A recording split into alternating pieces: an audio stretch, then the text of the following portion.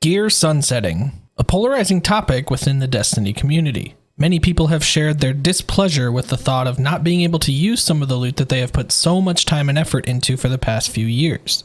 Whereas others are welcoming the change as a result of feeling less aspiration towards finding new weapons to use when all of their older weapons could still be brought up to maximum power. Today, we won't be talking about which point of view is better or whether or not sunsetting is the right choice for Bungie. The focus of today's video is going to be on how sunsetting will work and what specific gear you will be able to use in endgame content starting next season.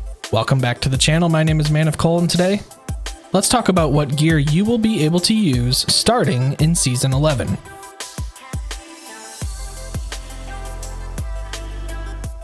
I just wanted to say a quick thank you to everyone that has been supporting this channel. As I'm writing this script to this video, we have just reached 500 subscribers. I appreciate all of you, whether it's your first video or your 30th video that you've watched. I am very humbled by any support that you have shown, so thank you. And if you enjoy Destiny guides, weapon guides, as well as tips and strategies for PvP, then subscribe to the channel for more of that type of content. Okay, so the last few weeks, Bungie has been debriefing us about what to expect in the coming seasons with regards to our gear.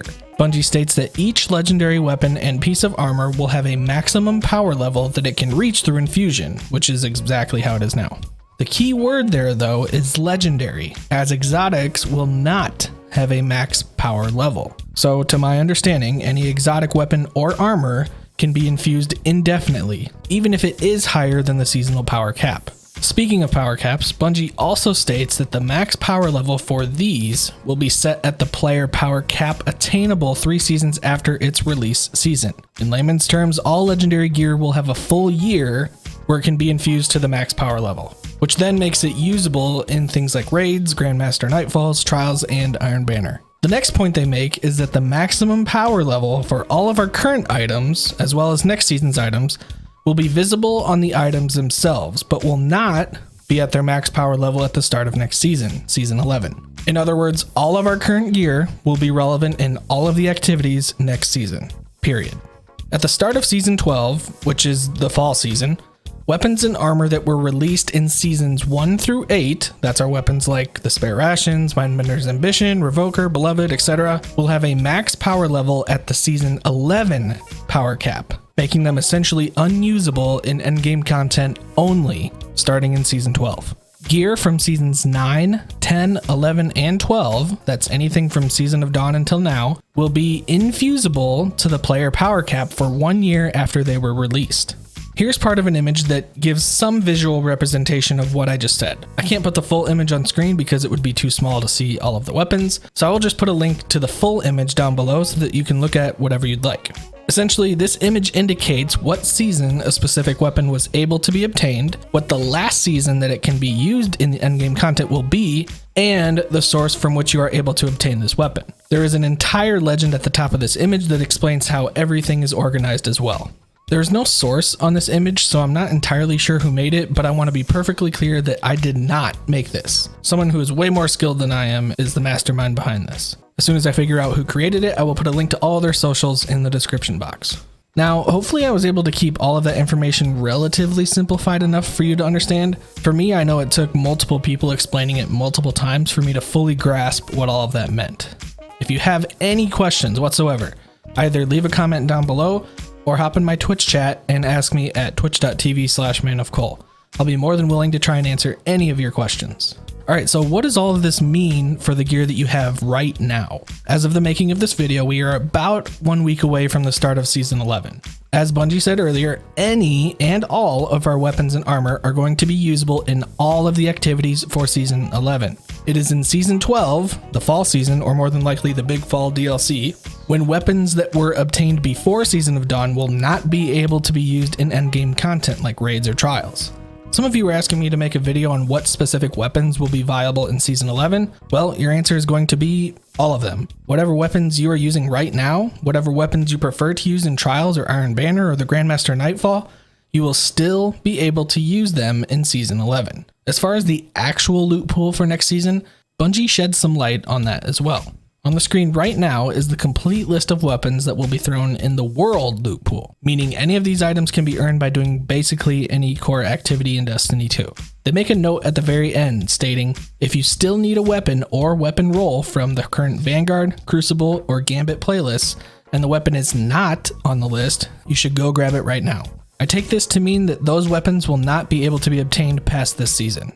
This also has me wondering if we are getting a vendor refresh next season. It would seem kind of odd for them to do it right before the Big Fall DLC, but on the other hand, it would make total sense of all the gear changes that are happening starting next season as well. What do you all think? Do you think we're getting a vendor refresh at the beginning of season 11? Let me know what you think. Let's take a closer look at these weapons that they have outlined here. As far as I know, the weapons that will likely be the most desirable ones that Guardians will be grinding for are going to be Uriel's Gift, which could see some higher usage next season, as Bungie stated they were going to be, quote, taking a look at the adaptive frame autos because of their high usage in the Crucible. The Old Fashioned intrigues me simply because Bungie stated that they would be taking a look at all hand cannon archetypes. In their post, they specifically mentioned the aggressive archetype, like the Duke MK44. But these changes wouldn't happen until Season 12. So if you end up running across an Old Fashioned with decent perks, make sure you save it because it could end up being really good after Season 12. The Last Hope is another one. It's a huge DPS sidearm in the energy slot with good possible perk combinations.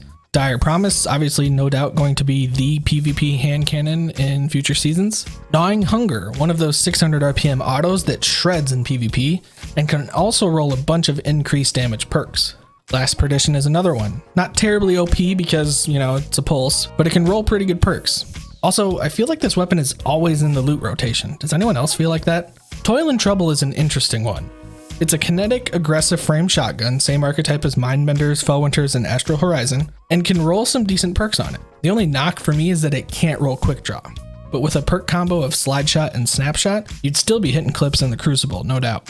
I'm hoping there will be some new weapons coming that we either have to grind for or that will be part of a quest of some kind that could possibly shift the current meta.